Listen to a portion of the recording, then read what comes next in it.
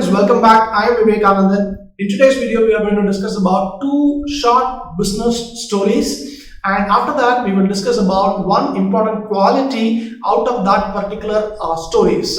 And to start with, we are going to discuss about two different organizations, and the first organization is all about Starbucks. So Starbucks, the chairman of Starbucks, the leader of Starbucks is Mr. Howard Schultz.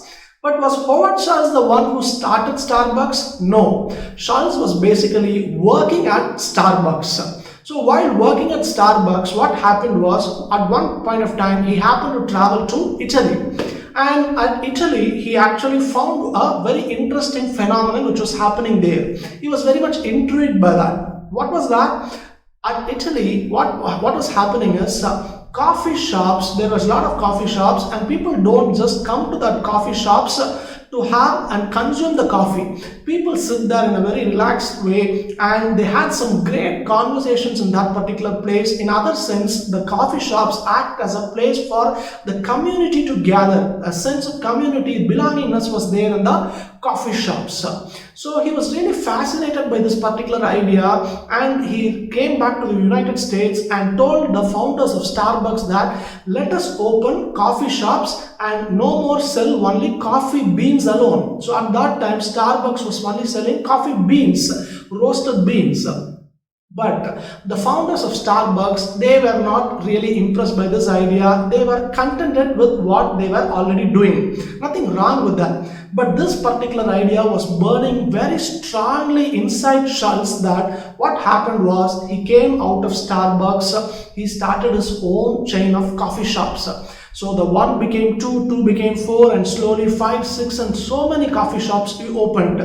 And at one point of time, what happened was, he was able to raise enough money that he was able to buy his beloved Starbucks. So once he took over Starbucks, we know the story. Today, Starbucks is one of the largest coffee chains in the world. It has more than 30,000 stores worldwide. This is the first story. The second story is one another favorite story of mine, which is all about McDonald's. So similarly, Ray Kroc, the chairman, once the leader of McDonald's, he was basically a salesman. He was not the one who founded McDonald's. But what was he selling as a salesman? He was actually selling a lot of milkshake machines. And he was really intrigued by this particular request from his customers.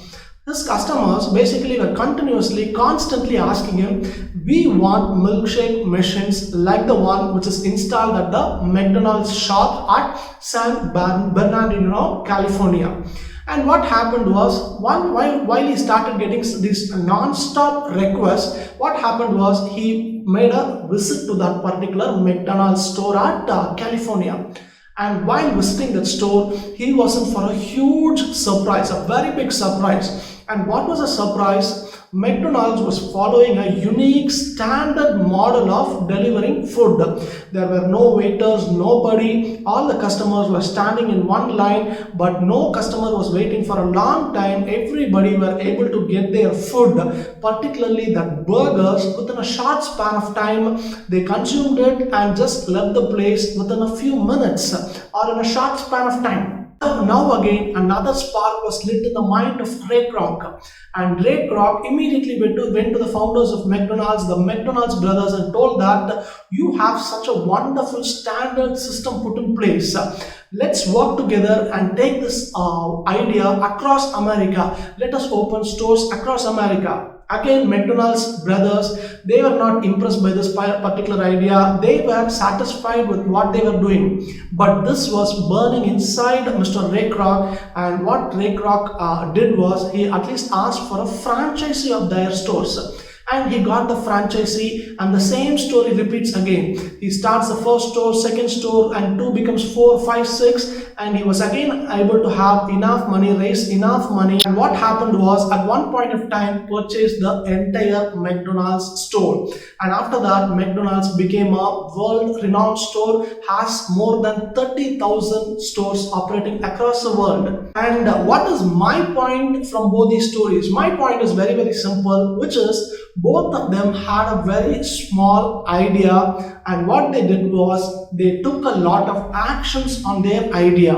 And today, in today's world, everybody, we have some great ideas within us. But what happens is only a few among us actually take actions on that particular idea, and majority of the ideas actually remain ideas. They never come into execution. And because of that, what happens is the person who has that particular ideas never benefits out of the idea, and the society also does not reap or get any benefits of that particular idea.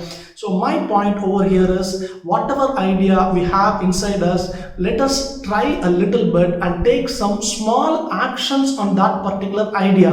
Only when we take some small actions, we will be able to know that whether that particular idea will work or not. If it is going to work out, and what we can do is we can make it, we can take much more steps and try to execute it at a larger level. Or if we know that the idea is not going to work, we can actually discard it and just look for another particular idea. But the point over here is, actions or execution needs to be taken upon that idea. Only then that particular idea becomes very powerful, or the idea goes to the dustbin. So my point over here is, execution happens. Certain people will just have some basic idea, but they will take some non-stop actions and actually make the idea great. And certain people who actually have some great ideas, they never take some action on that, and those ideas just remain as ideas and never see the light at the end of the tunnel. Please share your thoughts in the comment section. Thanks for watching this video.